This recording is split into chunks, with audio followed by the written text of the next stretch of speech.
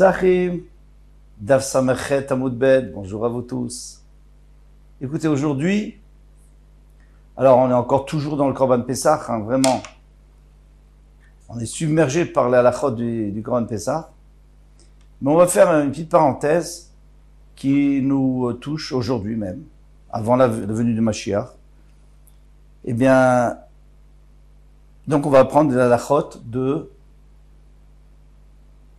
Oneg Shabbat, Oneg Yom Tov, etc. Bezrat Hashem. Commençons de la page, Ve'ekter Chalavav.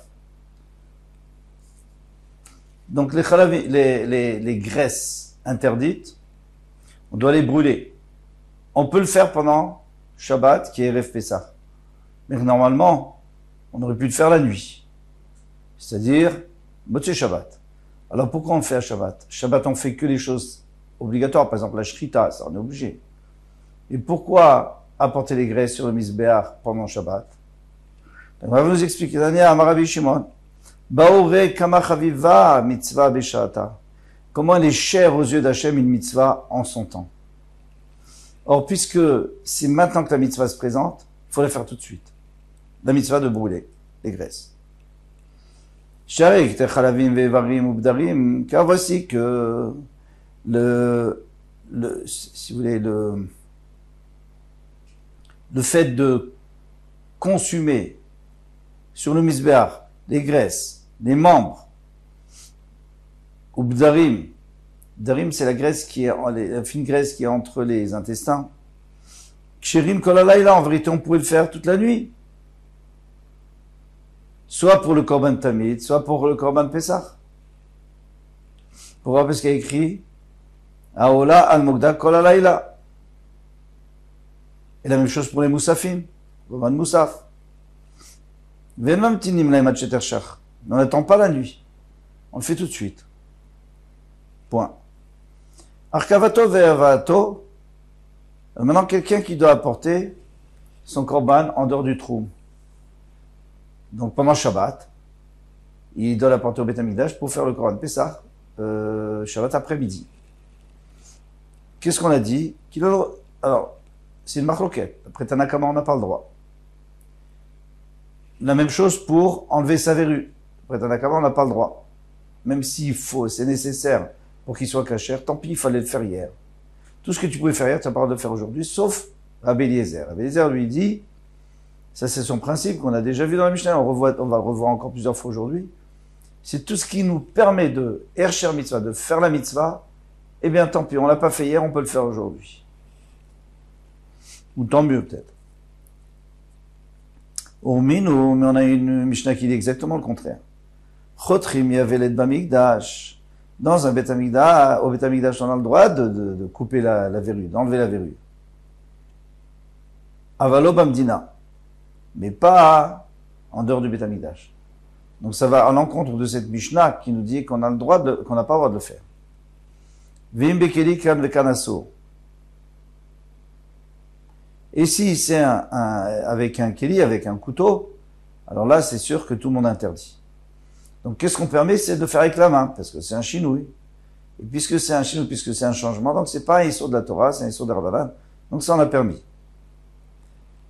En tous les cas, on a une contradiction entre les deux braïtot. Alors, il y a une réponse qui va être donnée par Rabbi Elazar, Rabbi Yossé Bar Chanina. Attention, c'est pas le Rabbi Elazar de notre Mishnah. Rabbi Elazar ben Pedat, c'est un Amora. Et Rabbi Yossé Bar Chanina. Khadamar, il y en a un qui dit Ideve Ideviyad. Alors, attention. On a une contradiction. Et on sait que c'est le Tanakama qui parle dans les deux cas. Donc, une fois, il nous dit qu'on a le droit de couper la verrue. Une fois, il dit qu'on n'a pas le droit de couper la verrue. Dans l'autre Mishnah, il dit qu'on n'a pas le droit. Et dans l'autre Mishnah, il dit qu'on a le droit. Donc, il va falloir dire qu'on parle de deux cas différents. Donc, il y en a un qui dit, on ne sait pas lequel, un des deux, Rabbi Elazar ou Rabbi aussi, Ideveyad. Soit notre Mishnah, soit un Mishnah qu'on a rapporté, eh bien, c'est avec la main. Ha belacha. Alors, une, c'est parce qu'elle était humide. Donc, chez nous, elle est encore humide. Puisqu'elle est encore humide, cette verrue, donc elle est vivante. On n'a pas le droit de la couper. Habeyevesha, mais dans Hérouvine, où on a dit qu'on avait le droit, elle était déjà desséchée. Donc, comme elle est desséchée, c'est déjà plus une partie du corps. Alors, on peut l'enlever. Il n'y a aucun issue. Le Khadamar et l'autre dit, ideve de lacha. Non. Les deux cas, on parle qu'elle est encore vivante, qu'elle est encore humide. Le lokashia, abeyad, abekeli. Si c'est avec la main, on a le droit parce qu'il y a un chinouille. Si c'est un keli, on n'a pas le droit parce que c'est un issur de la Torah.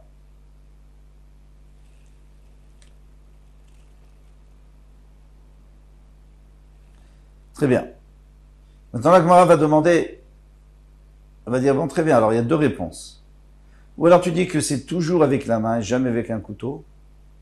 Et une fois on nous dit que c'est assourd parce que elle est humide, une fois elle est sèche. Ou alors tu dis que c'est, une fois, elle est toujours humide. Une fois avec un couteau, c'est assourd, avec la main elle est sèche. Pourquoi chacun n'a pas voulu dire la réponse de l'autre?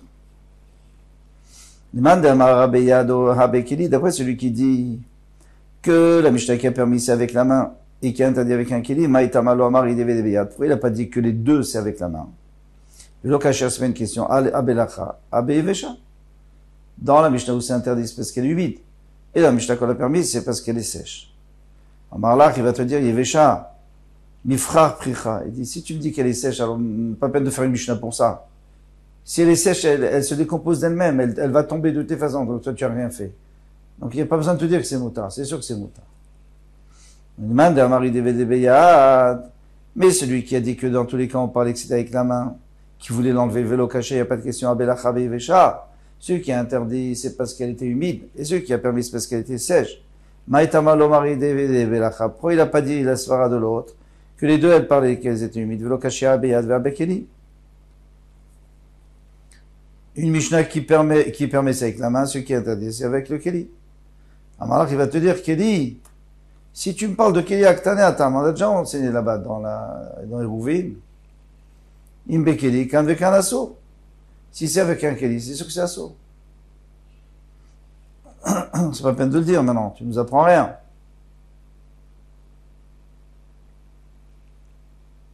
Veidar. Alors maintenant, celui qui a quand même utilisé cette svara, cette logique, alors comment il s'en sort? Hadekatanekli, hacha, pourquoi on a parlé du Keli ici? Plukta de Rabbi Eliezer et Rabbi Yoshua Talashman, parce que vous venez nous apprendre la marloquette entre Rabbi Eliezer et Rabbi Yoshua. Alors attention, avec le Keli, c'est dans notre Mishnah, nous. Dans notre Mishnah, on a dit qu'avec un lit, on peut pas faire, mais en réalité, c'est pas pour ça. C'est sûr qu'avec un Keli, on peut pas faire, mais pour nous apprendre la marloquette entre Tanakama, plutôt Rabbi Yoshua et Rabbi Eliezer. C'est pour ça qu'on a répété ici, mais en réalité, on aurait pu se passer de cette information de Keli et la main. Tout le monde sait qu'il y a une différence entre le Keli et la main. Pardon. Et donc le chidouche, c'est que Rabbi Eliezer va permettre, même avec un Keli, il va toujours permettre lui. Parce qu'encore une fois, Rabbi Eliezer, on a dit qu'il permet tout ce qui est la préparation de la mitzvah. Amar Rabbi Eliezer. Rabbi Eliezer a dit, Uma imshchita vechule. Il faut que je vous dise le morceau de la Mishnah qui vous intéresse. Rabbi Eliezer dit,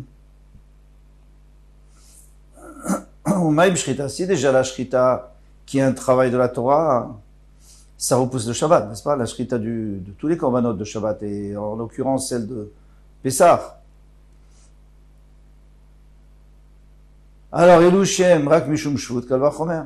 Alors, c'est sûr que tu peux permettre la préparation, c'est-à-dire la porter dans du trou, mieux enlever la verrue, tout ça c'est seulement Shvut, qu'est-ce qu'il y a? C'est seulement Midrabana. C'est sûr que tu peux permettre. En réalité, c'est une très bonne question. Shrita, c'est quand même un interdit de la Torah, on a permis pour apporter le korban, alors pourquoi pas le reste? Qu'est-ce qu'il a répondu Rabbi Yoshua? Il dit, non, c'est pas vrai. La preuve, c'est qu'Yom Tov, on a le droit de faire cuire? Oui ou non? On a le droit de faire cuire. Bien que les cuire, c'est sur la Torah.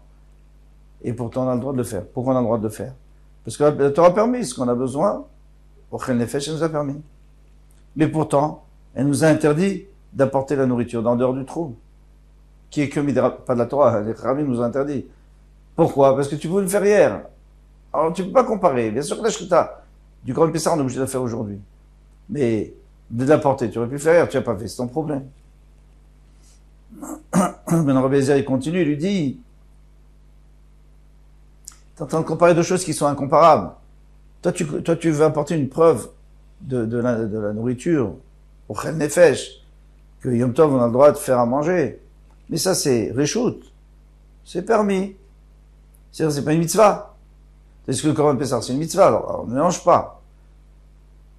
Et tant pis, si tu veux faire à manger hier, tu as pas apporté les ingrédients avant Shabbat, tant pis pour toi.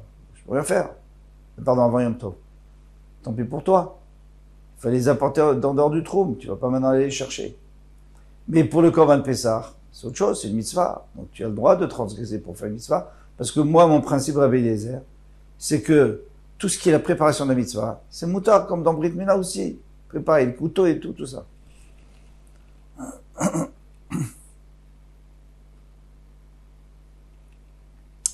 Bon, ça c'était le... Maintenant, Rabbi Eliezer Umayim Shrita.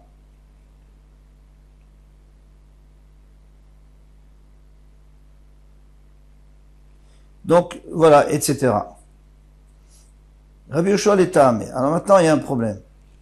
C'est que Rabbi Eliezer, il a dit quelque chose, une très bon argument. Il dit, ne mélange pas Tzorech Ochel Nefesh, qu'on a besoin pour manger, pour le repas, et le Korban Pessah. C'est pas la même chose. Le Korban Pessah, c'est une mitzvah, c'est une obligation. Manger, c'est autre chose. Alors là, on va voir que c'est pas évident. Rabbi Yoshua l'État, mais Rabbi Yoshua n'est pas d'accord avec ça, parce que lui dit, D'amar Simchat Yom Tov Nami Mitzvahi. Lui dit de manger à Yom Tov, c'est une mitzvah. Donc, si on n'a pas d'apporter en dehors du troum pour la mitzvah de manger, tu peux pas apporter non plus pour la mitzvah de Korban Pessah, c'est tout, c'est clair. Détania, comme on a vu dans une braïta, Rabbi Eliezer Omer en lo ala adam b'yom tov ela ochel veshote. Un homme à Yom Tov, ou alors il mange et il boit toute la journée, ou yoshev veshone, ou alors il s'assoit et il étudie toute la journée. Alors on va voir un pasouk, tout de suite on va l'apporter. Il y a un pasouk qui dit Lachem, que Yom Tov c'est pour vous. Donc je m'assois, je mange, je me repose. Et il y a un autre pasouk qui dit Lachem, pour Hachem. Donc j'étudie. Comme ça il dit. Alors attention, c'est pas qu'il va étudier toute la journée, mais c'est pas qu'il va manger toute la journée, parce qu'il va être obligé aussi de faire cette fille-là et de dire Kriyat Shema. Bon, il y a quand même d'étudier un peu, il va manger toute la journée. Mais la majorité de la journée, c'est ça la mitzvah. Rabbi Yoshua Omer, Chelkeu, Chetzio le'achila, ve'shtia, ve'chetzio le'bet hamidrash. Moitié-moitié. Il dit, puisque le pasouk nous dit pour vous, et un autre pasouk qui dit pour Hachem, alors on fait moitié-moitié. On va expliquer tout ça. V'amar Rabbi Yochanan v'shneim mikra achad darshu, et les deux ont appris du même pasouk. Katuv echad. Un pasouk qui Omer atzeret l'Hachem elokecha. Donc, ça va être la fête pour Hachem, ton... Katuv echad Omer atzeret. C'est-à-dire, il faut s'arrêter de travailler, et il faut fêter l'Hachem pour vous. Rabbi Eliezer savent, Rabbi Eliezer pense. Okulo l'Hachem, okulo l'Hachem. Ça, il faut bien l'expliquer. Ou alors, tout le Yom Tov, c'est que pour Hachem. Et à ce moment-là, tu vas respecter le pasouk qui nous dit l'Hachem. Ou alors, c'est l'Hachem. Et tu vas respecter le pasouk qui dit l'Hachem. Donc tu manges toute la journée et tu te reposes. Ah, pourquoi il dit pas comme Rabbi Yoshua? Rabbi Yoshua, c'est beaucoup mieux. Rabbi Yoshua, il dit, puisque j'ai deux psukim, moitié-moitié. Moitié pour Hachem, moitié pour moi. Rabbi Eliezer n'est pas d'accord parce que les deux psukim ne sont pas en même temps. Si c'était dans le même pasouk, alors j'aurais compris, mais si c'est pas en même temps, c'est-à-dire qu'Hachem, il veut que tu décides toi. Quel est ton plaisir? Où est ton plaisir? T'asseoir et manger? Alors va t'asseoir et manger. Ton plaisir, c'est t'asseoir et étudier? Alors va t'asseoir et étudier. C'est d'après ton plaisir. Il faut qu'il y ait de la simcha. Il faut qu'il y ait de la joie. Il y a des gens que le boire et manger, c'est leur joie. Il y en a d'autres, c'est d'étudier. Donc ça, c'est le principe de Rabbi Eliezer. Rabbi Yoshua n'est pas d'accord avec ça. Rabbi Yoshua, il dit moitié-moitié. Il y a une marloquette entre le Bach et le Pri Megadim. Alors là, c'est un problème d'halakha déjà. Le Bach nous dit moitié-moitié. C'est vraiment moitié-moitié. Il faut couper en deux la journée. Et on ne peut pas tenir compte de la nuit, parce que si on prend la nuit, déjà on dort. Alors c'est quoi? Pourquoi on dort? C'est pour nous, non? Et le temps qu'on est réveillé, disons, le temps qu'on est réveillé, il faut le partager. Et le Pri Megadim, il dit, comme tu veux, c'est toi qui arranges. Ça peut être 50%, 50%, 60, 40, c'est comme ça t'arrange. Mais il faut manger. Il faut faire des seudotes, il faut chanter, etc. Très bien pour ça. Alors maintenant, il y a un siman. Un siman, ça veut dire que on va prendre un mot et que le mot on va dire avam, ça veut rien dire, bon, mais c'est un mot siman, c'est un siman. Parce qu'on va utiliser le aïn, le bet et le même pour nous apprendre 3 dinim. Amar Avelezar dit Kol modim be'atzeret. Alors atzeret, déjà, il y a le aïn. À Kol modim be'atzeret, tout le monde est d'accord que atzeret, c'est-à-dire à Shavuot, bainan amilachem, il faut aussi manger. Il faut aussi avoir du plaisir. Pas que, on peut pas étudier toute la journée. Maïtama yom shinitam Torahu, parce que c'est le jour où on a reçu la Torah. Et si je fais pas de repas, c'est-à-dire que, oh là là, la Torah, encore la Torah, toujours la Torah. Non! On doit montrer qu'on est heureux d'avoir reçu la Torah, mais même notre corps, il est heureux, parce que la Torah, c'est pas que des obligations. Il y a Shabbat, il y a Yom Tov, il y a Kibbutz Avim, respecter ses parents. Tout ça, c'est un plaisir et pour les enfants et pour les parents. Etc. Je vais pas rentrer dans tous les 613 mitzvot. Donc, il faut montrer qu'on est content. Et on peut pas s'asseoir toute la journée à étudier. Amaraba, Akol Modim Be Shabbat. La même chose pour Shabbat. Alors, Shabbat, vous voyez un bête au milieu. Ça, c'est la deuxième partie du mot, là, du siman. Des baïna namilachem. Il faut aussi que la personne mange et qu'elle se fasse plaisir. Maïtama, qui a raison de Karata le Shabbat Oneg. Shabbat, ça sera Oneg. Oneg Shabbat, ça veut dire un plaisir pour le corps, pas un plaisir pour l'âme. Et d'autre part, quand il dit nami, ça veut dire il faut aussi ça. Mais bien sûr qu'il faut aussi le reste. Il faut aussi un plaisir pour l'âme. Amar Yosef, Akol Modim Be Purim. Des baïna nami lachem. Que à Purim, il faut aussi faire un mishté. Maïtama, yemi mishté vesimcha. Il écrit des jours de mishté, un banquet vesimcha. Simcha, ça peut être la Torah, c'est sûr. Il n'y a pas mieux que la Torah. Les samchelev. Il écrit que la Torah elle nous rend heureux. Mais mishté, c'est de manger. Mais simcha activé est écrit à son sujet. Alors, Mar Bered Ravina, Ravina, on connaît. Mar Bered Ravina, le fils de Ravina. Eh bien, Kulashata Aveyativ Betanita. Toute l'année, il était en Ta'anit. Il faisait Ta'anit toute la journée, toute l'année.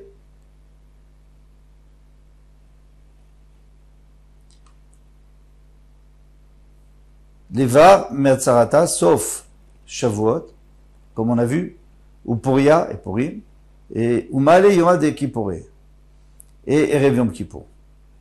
Mais pas Shabbat. Shabbat et Yom Tov, non. Ne faisais pas attention de manger. On va expliquer. Atzeret, pourquoi Yom Shinit Nabo Torah? On a dit Atzeret, c'est le jour où on a reçu la Torah, il faut fêter ça, il faut montrer qu'on est content. Puria Yemim Mishte Vesimcha, actif, Male Yoma de Kippouré. Alors pourquoi Erev Yom Kippour d'être année? Chia Barav, parce que Chia Barav va enseigner. Chia Barav Midifti. Venitem et nafshotechem betisha la chodesh. Et vous devrez vous faire souffrir le 9 du mois de Tishrei. Vechi betisha mitanim, est-ce que c'est le 9 qu'on jeûne? Non, au contraire. Velo be'asiri mitanim, c'est que le 10 qu'on jeûne.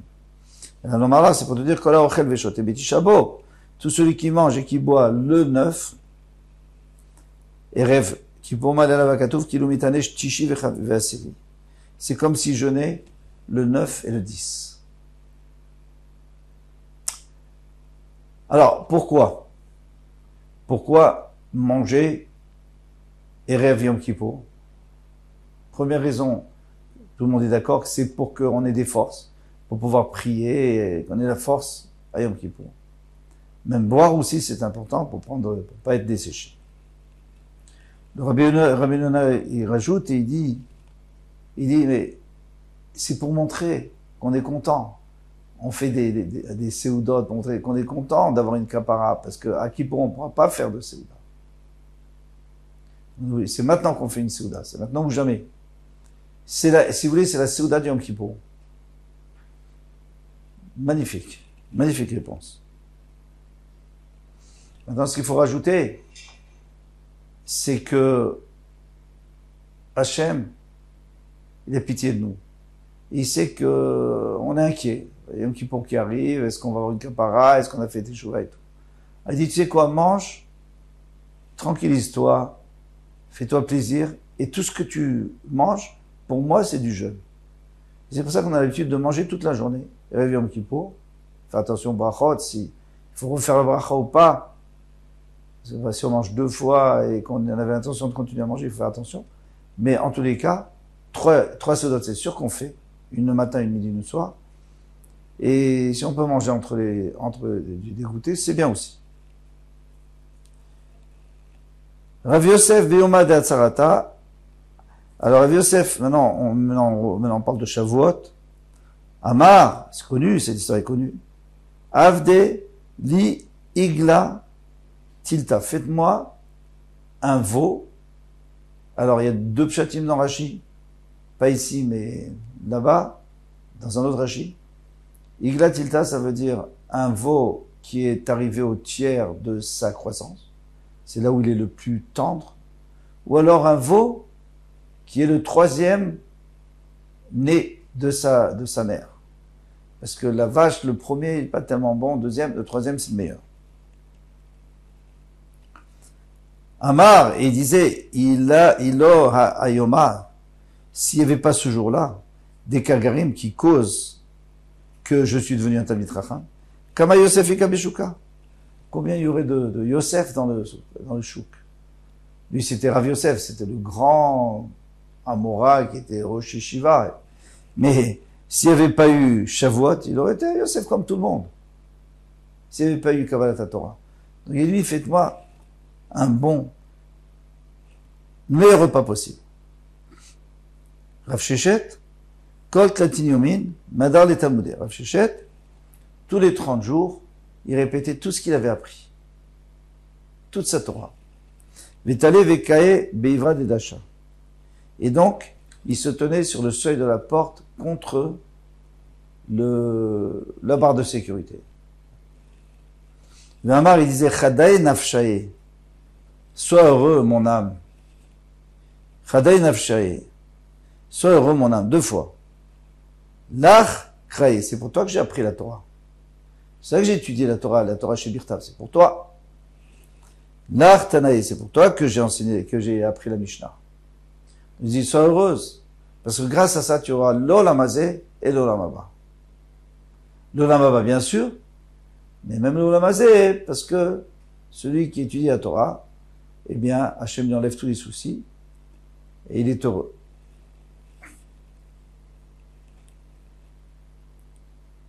Elle m'a dit, Ini, elle m'a posé la question, elle dit, mais c'est pas pour ça qu'on apprend, c'est pas que pour son âme. Pourquoi Vermara Véliazar?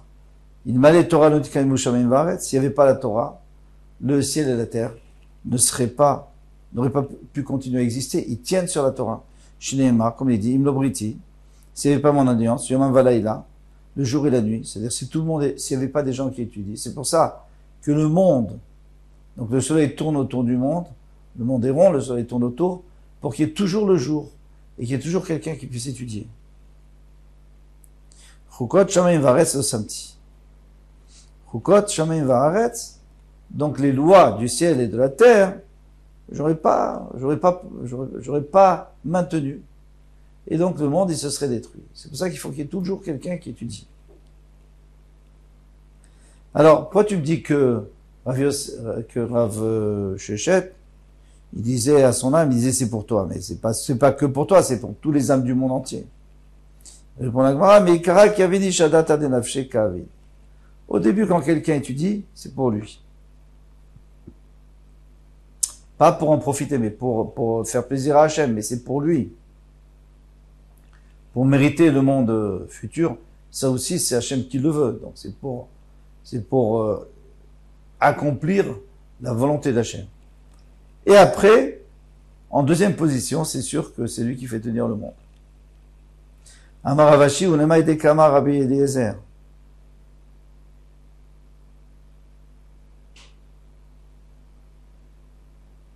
Et d'après ce qu'il a dit Rabbi Eliezer, Nami.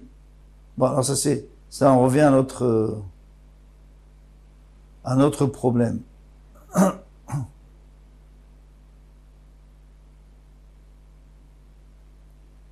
On avait vu que Mar Bered Ravina, il jeûnait toute l'année. Je suis désolé, j'ai complètement oublié de vous expliquer. J'ai dit on allait expliquer.